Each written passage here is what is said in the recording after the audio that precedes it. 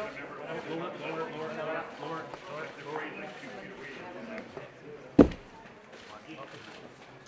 do you feel about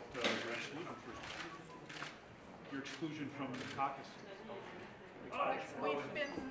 We've been through obviously some very difficult weeks in the past, and speaking for myself, I can say that the decisions that I have made on the basis of what I believe is best for Canadians, to stand up for the truth and to stand up for the independence of the justice system.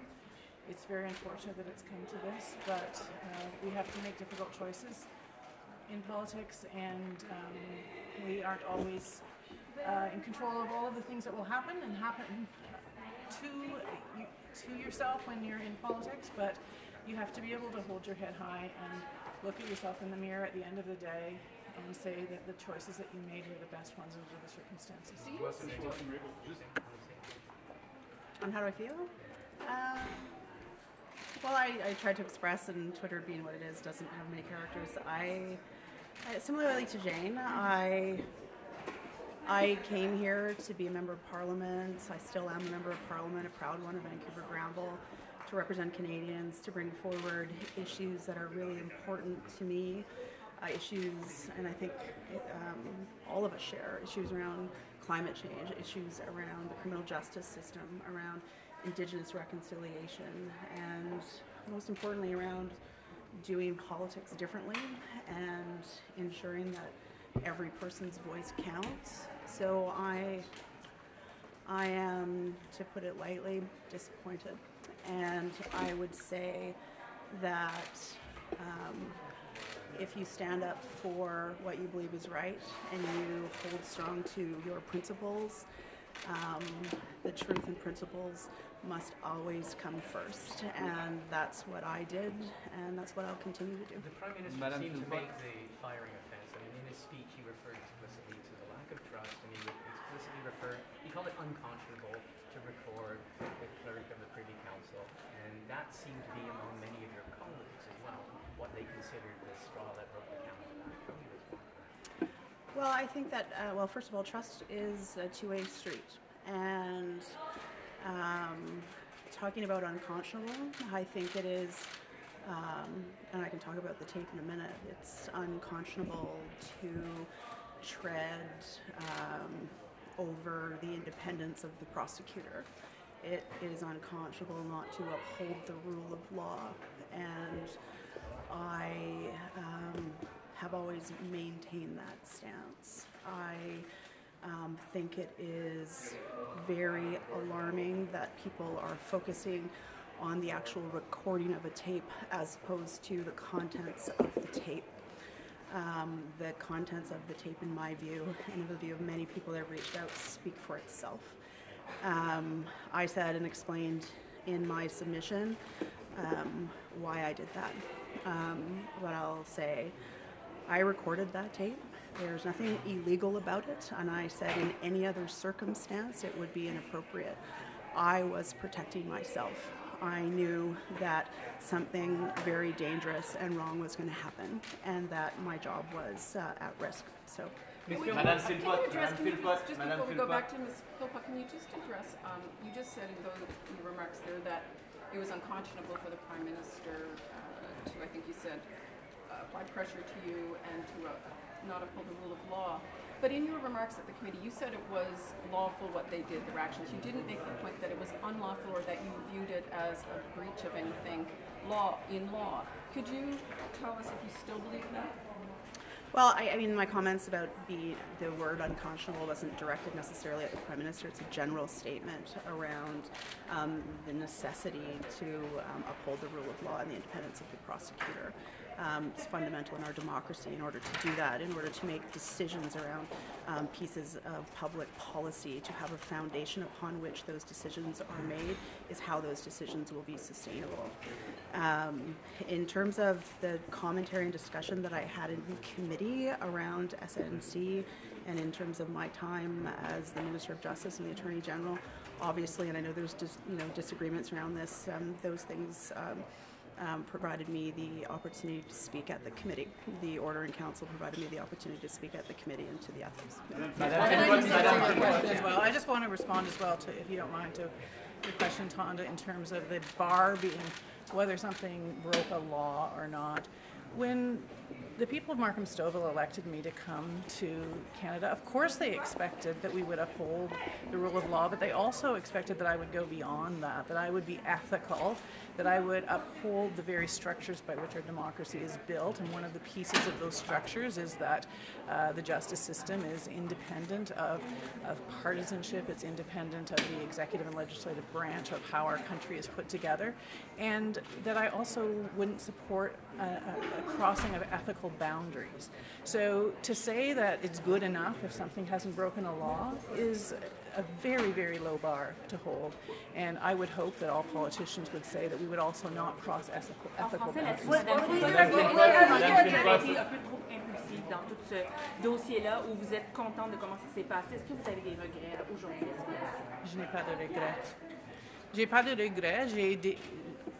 J'ai fait des décisions qui étaient les meilleures décisions à chaque moment.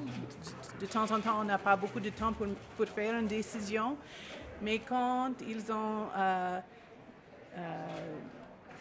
dit dans le cabinet qu'il faut être d'accord avec tous les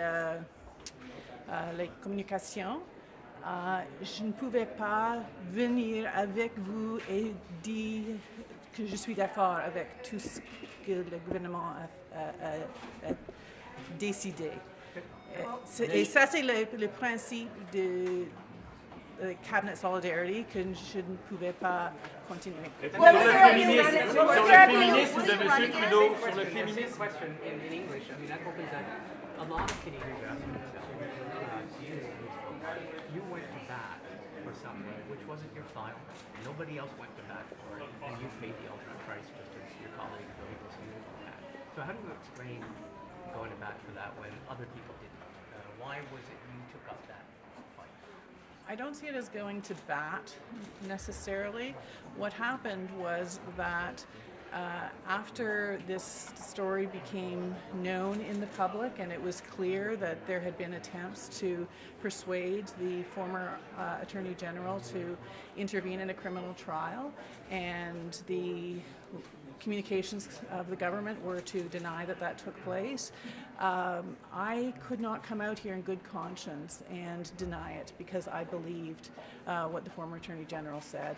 And there comes a point as a cabinet minister, you don't necessarily agree with every single decision that's made, but you have to, around that table, say, you know, we've discussed this, I'm on board, I can go out there and defend the government's decision. Will you run again? Will you run again? Will you run again as independent? What about all your colleagues who said you could? You'd have to ask them. Your decisions in the coming months, you said last night that you were reflecting on your next steps. Do either of you intend to try and come back to the Liberal caucus or to run again in the next campaign? Well, we need to take, I'll speak for myself, need to take some time to reflect. This has, as Jane said, been an incredibly difficult time, not only for the two of us, but for our families. And my thoughts, as I said yesterday, go back to the constituents of Vancouver-Granville, and I need to be very considered in what happens next, what I do, and that consideration includes having detailed discussions, going door to door, whatever I need to do to understand the sentiments of the people of Vancouver-Granville, who have been incredibly supportive right across the riding. Madame Philpott, sur le féminisme de M. Trudeau, sur le féminisme de M. We probably need to go in very soon. Sorry, Dr. see the support from the Daughters of the Vote today. You know, in terms of the Daughters of the Vote, we had the great fortune of walking in and hearing them provide their comments to talk about important issues around mental health, around climate change, around Indigenous peoples, extraordinary presentations by so many young leaders across the country, and everybody in that room applauded their statements. And for me, and I said this earlier today, to see the leadership of those young people and to understand there are such extraordinary people right across the country, and that if we all actually do work together in the best way that we can resemble the example that the Daughters of the Vote showed this morning. Madame Philpott. One in English and then one in Can I French, and then just we have ask, to go. sorry, in the same question that Ms. Wilson-Raybould answered about your political future, your statement yesterday sounded like you might be done at the end of this term. What happened yesterday was not something that I anticipated would happen, certainly in the manner that it happened, and so this is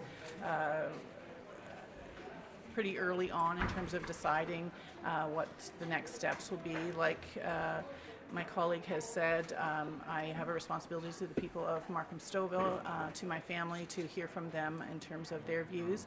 I gave up a career in medicine, which I loved and could of course consider going back to, but I felt that politics was a place where I could use what I had learned from my patients and my experience as a doctor to contribute in a significant way. It's been a huge privilege to be a member of Parliament. I would like to think that there may be steps that I could continue in a political role somehow, but I don't know what that will be. It's too early. Will either of you consider another party? It's too early. That's as far as I can say at the Est-ce que moment. vous êtes déçu de M. Trudeau? Plusieurs personnes remettent en cause son féminisme aujourd'hui. Qu'est-ce que vous en pensez? Je veux dire que le Premier ministre a bien dirigé notre pays les dernières années et je lui souhaite les meilleurs. Je lui souhaite les opportunités de continuer son bon travail. Est-ce qu'il est féministe? Est-ce qu'il est pour certains la